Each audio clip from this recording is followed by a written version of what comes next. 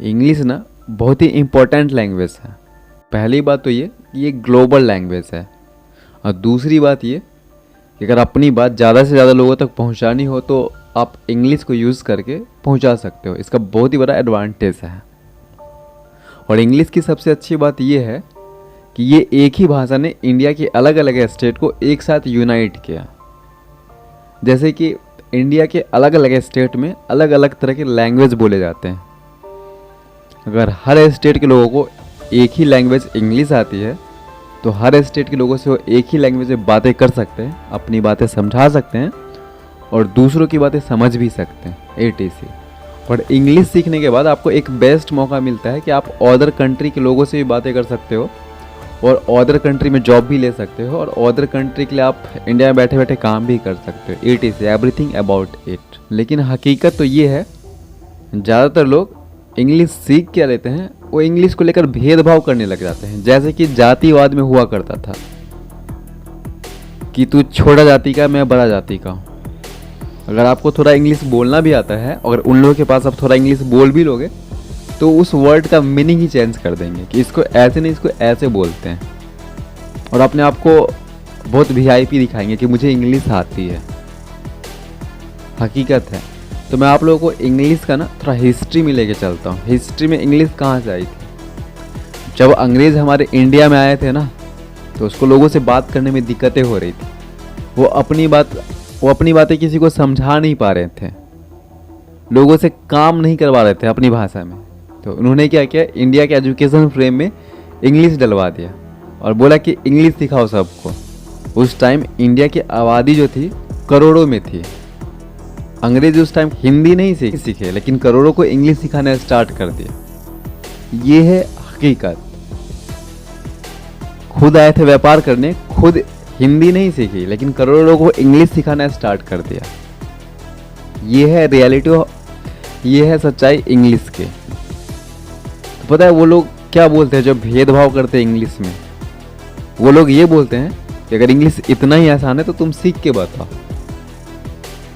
और दूसरी चीज़ कि अपने आसपास के हर चीज़ें उठा के देख लो, हर चीज़ें तुमको इंग्लिश में ही मिलेगी। तो उसका हकीकत भी मैं आप लोगों को बता देता हूँ। ये जितने भी बड़े बड़े कंपनियाँ हैं, internet, Google, Facebook, Insta, WhatsApp, everything about it, जो भी बड़े बड़े महारथी है जिन्होंने ये कंपनी क्रिएट करी थी, क्या वो इंडिया के थे? वो जहाँ के भी थे ना, उन्होंने अपनी देश की भाषा में उनको क्रिएट किया है। अगर इंडियंस के पास इतना ही टैलेंट था तो खुद एल्गोरिथम बनाते, खुद मशीन को कोडिंग करते हैं। उन्होंने अपना देश की भाषा में उस मशीन को, उस सॉफ्टवेयर को, उस एल्गोरिथम को बनाया है।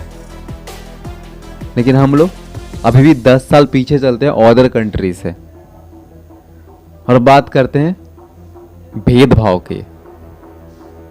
क्या बोला जाए, हकीकत है भाई, हकीकत है दोस्त। मैच्योर बनो, समझदार बनो, तभी चीज़ों को थोड़ा डिटेल में समझोगे।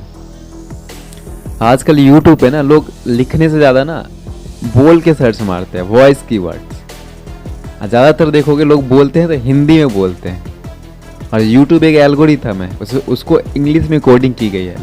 लेकिन जब आप हिंदी में बोलते हो तो वो समझ लेता है और उसके अकॉर्डिंग आपको इन्फॉर्मेशन ला के देता भी है।